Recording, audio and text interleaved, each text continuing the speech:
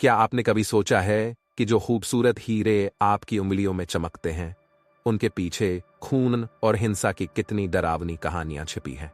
Blood diamonds या conflict diamonds, ये वो हीरे हैं जिनकी खुदाई और बिक्री अफ्रीका के कई देशों में गृहयुद्ध, तस्करी और मासूम लोगों की हत्याओं से जुड़ी हुई है। क्या डायमंड इंडस्ट्री सच में खून से रंगी हुई है?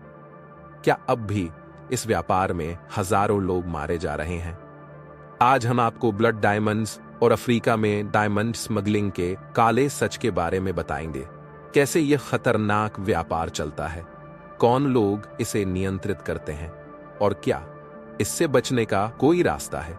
अफ्रीका दुनिया का सबसे बड़ा हीरा उत्पादक महाद्वीप है, खासकर Sierra Leone, Congo, Angola, Zimbabwe और लाइबेरिया जैसे देशों में।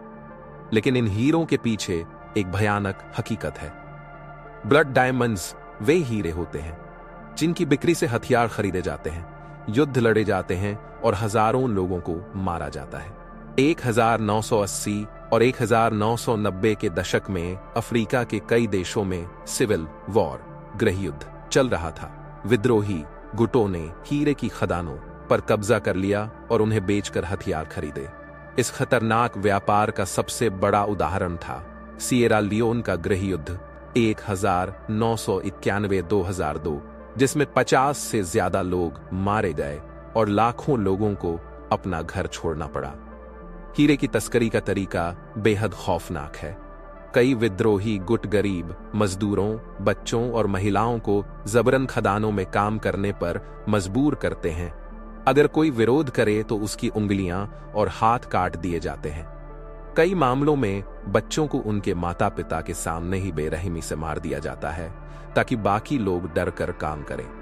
हीरे निकालने के बाद उन्हें चोरी छिपे यूरोप और अमेरिका के बाजारों में बेचा जाता है। यह व्यापार इतना खतरनाक है कि कई गुप्त संगठन और माफिया गिरोह भी इससे जुड़े हुए हैं।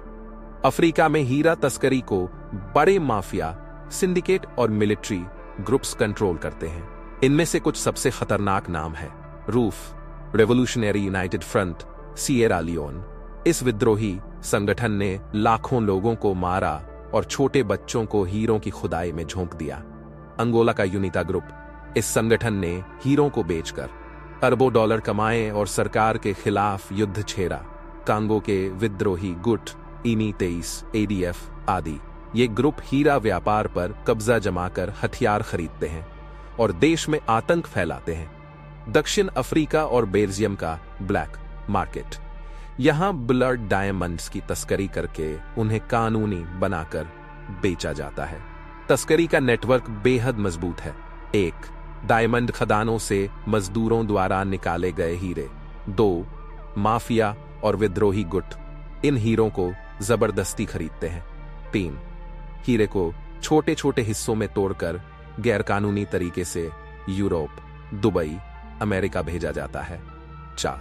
फर्जी कागजात और लेबोरेटरी सर्टिफिकेशन के जरिए इन्हें क्लीन डायमंड बना दिया जाता है। 5. इन हीरों को बड़े ब्रांड्स और ज्वेलरी कंपनियों को बेचा जाता है। यानी जब आप महंगे हीरे की ज्वेलरी खरीदते हैं तो हो सकता है कि वह किसी अफ्रीकी मजदूर के खून और दर्द से निकला हो। अगर आप इस विषय पर और जानना चाहते हैं तो कुछ बेहतरीन फिल्में और डॉक्यूमेंट्री हैं। ब्लड डायमंड 2006 लियोनार्डो डिकैप्रियो की यह फिल्म ब्लड डायमंड तस्करी पर बनी सबसे चर्चित फिल्म है। The true cost of blood diamonds, ये डॉक्यूमेंट्री अफ्रीकी डायमंड तस्करी पर गहराई से रोशनी डालती है। कॉन्फ्लिक्ट डायमंड्स, यह नेटफ्लिक्स की एक डॉक्यूमेंट्री सीरीज है जो दिखाती है कि कैसे यह व्यापार चलता है। 2003 में Kimberly process certification scheme KP-CHEES नामक एक प्रोग्राम शुरू किया गया जिसका मकसद ब्लड डायमंड्स की बिक्री रोकना था। लेकिन आज भी 20-30% हीरे ब्लड डायमंड्स के रूप में बेचे जाते हैं। अगर हमें इस खून से सने व्यापार को रोकना है तो हमें यह सुनिश्चित करना होगा कि हम केवल प्रमाणित और नैतिक रूप से निकाले गए हीरे ही खरीदें। ब्लड डायमंड्स सिर्फ एक व्यापार नहीं बल्कि खून से सनी हुई कहानी है। यह कहानी उन हजारों लोगों की है जो अपने परिवारों से बिछड़ गए, जो मारे गए और जो आज भी गुलामों की तरह काम करने पर मजबूर हैं। अगर हमें इस व्यापार को खत्म करना है तो हमें जागरूक होने की जरूरत है। आपका क्या सोचना है? क्या आज भी लोग ब्लड डायमंड्स के बारे में अनजान है? क्या इस खतरनाक व्यापार को रोका जा सकता है? कमेंट में अपनी राय जरूर दें।